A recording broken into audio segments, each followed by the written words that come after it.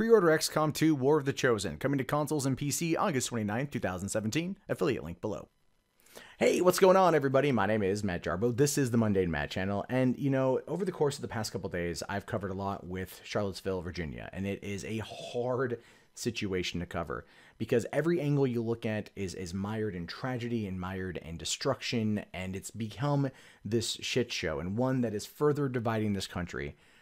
And then we come to this particular story where alleged Charlottesville attacker James Alex Fields and white nationalists are being sued over the fatal car crash of 32-year-old Heather Heyer.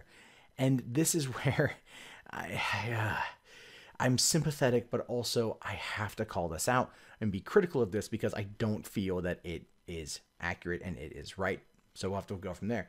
Now, it says here that on Monday, the alleged Charlottesville attacker and numerous others were sued by two people involved in the fatal car crash.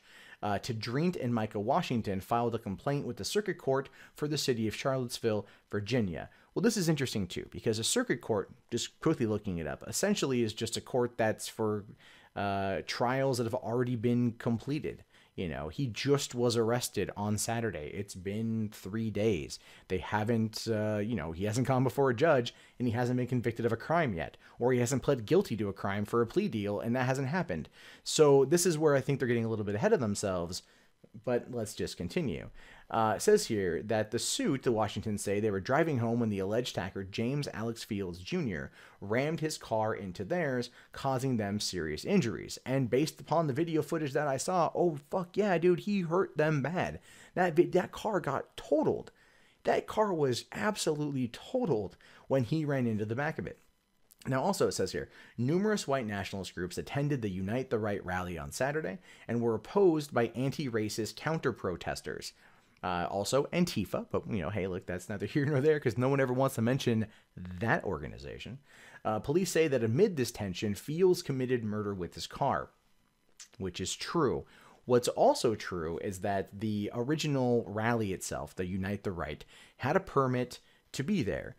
Because of the counter-protesters that I would say arguably were far greater than the actual people who were there at the rally, they ended up shutting down the rally, moving everyone out of the area, and then basically kind of just intermingling the protesters and the counter-protesters. And the cops, you know, they fucked off. And when that happened, tensions flared, tensions erupted, and it got crazy. And that's the situation. And so them being sued for what happened after that is very interesting to me. It says here that a Dodge Challenger was traveling south on 4th Street at a high rate of speed when it rear-ended a sedan headed south on 4th Street. The impact of the crash pushed the sedan into the minivan in front of it. The impact pushed the vehicles into the crowd of anti-racist demonstrators, killing Heather Heyer and injuring 19 other people, which is very true, it did. These things did happen. We have video footage from multiple angles of this event happening. We have clear photographic evidence to the point of where, I'm not going to lie, it felt maybe, I mean, like not staged, but it was like too good of a shot where you have the shot of you know, Alex Field or James's car, the Challenger, and you see his license plate clearly as there's like a body tumbling right above it. It was one of those shots that you're like, wow, you know, that was a powerful image to look at, but it exists, you know, it gave us a good insight into what happened. And so, yeah, those events played out like that. The Washingtons say that they were driving the sedan that Fields hit. They demand $3 million in damages. Other defendants include the Unite the Right organizer Jason Kessler, Richard Spencer, the white nationalist who coined the term alt-right, and former Imperial Wizard of the Ku Klux Klan, David Duke.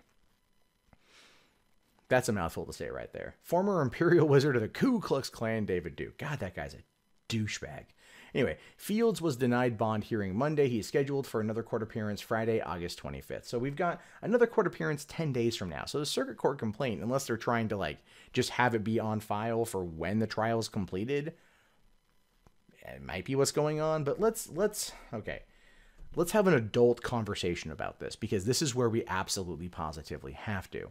And as sympathetic as I am for the Washingtons in their current predicament, they're going after people who were not involved in the incident.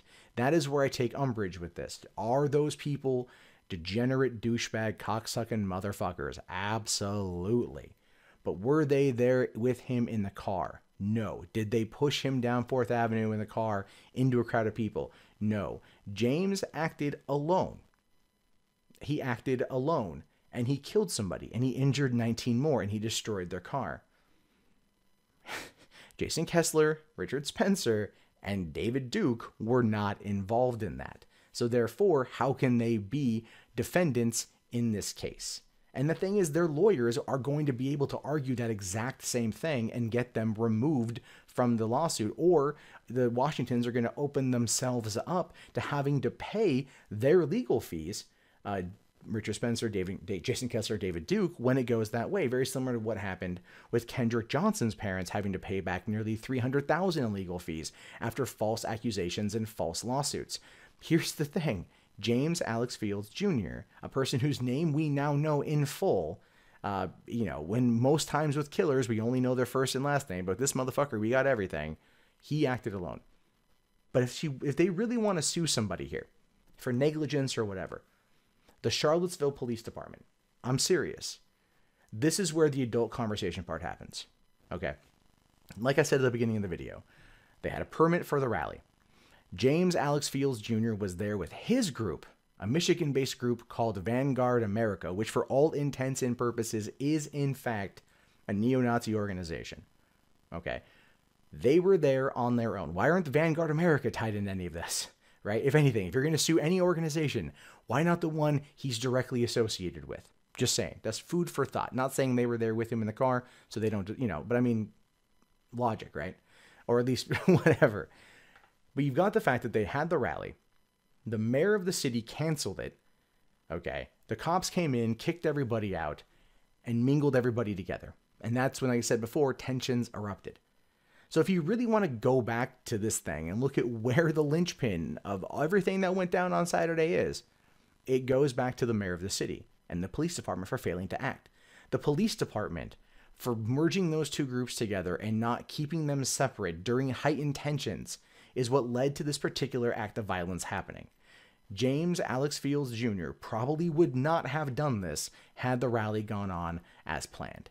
But that rally was shut down by the city, even though they had a permit to be there. And not only a permit, but an event that had been contested by a judge, or contested legally, and a judge ruled that they were under the First Amendment rights, allowed to assemble and continue. Now listen, in this video, I said, talk like adults. I want you guys to know, I don't support anything these racist, white supremacist douche nozzles do. Period. I don't support anything Antifa does. My heart and everything goes out to the family of the victims, especially Heather Heyer, who did not deserve to die at all. But you also, if you want to put the blame on somebody other than the person who is driving the car, the lone driver, you go back to the city officials that laid the dominoes out for this event to take place. And that's the truth of it right there. That's why this lawsuit won't go anywhere. It won't go anywhere because the negligence doesn't fall in the hands of David Duke or Jason Kessler or Richard Spencer. It doesn't. They had no hand in it, and therefore they cannot be held responsible for it. And it's unfortunate that they've gotten to this point. And again, I hate to defend these people. I literally do hate to defend these people. But in this moment in time, they're not the one who got behind the wheel of that car, and they're not the one that drove it speeding into a crowd of people. They didn't do that. This dumb 20-year-old fucking moron did. And he's the one who has to pay for it, not anybody else. And that's just the truth. Well, that wraps up the video, guys. Thank you so much for hanging out with me today and giving it a watch. If you guys would like to support the channel, please give it a thumbs up, comment below, share it around, subscribe, hit the little bell for notifications so you're up to date on all the content this channel releases. If you'd like to help out during the adpocalypse, you can do so with Amazon affiliate links in the beginning of the video. There is Patreon. $1 from everyone would go a really long way right now, as well as also Bitcoin and PayPal. Thank you guys very much. My name is Matt Jarbo. This is the Mundane Matt channel. I'll talk to you guys later. Have yourself a great day. Peace out.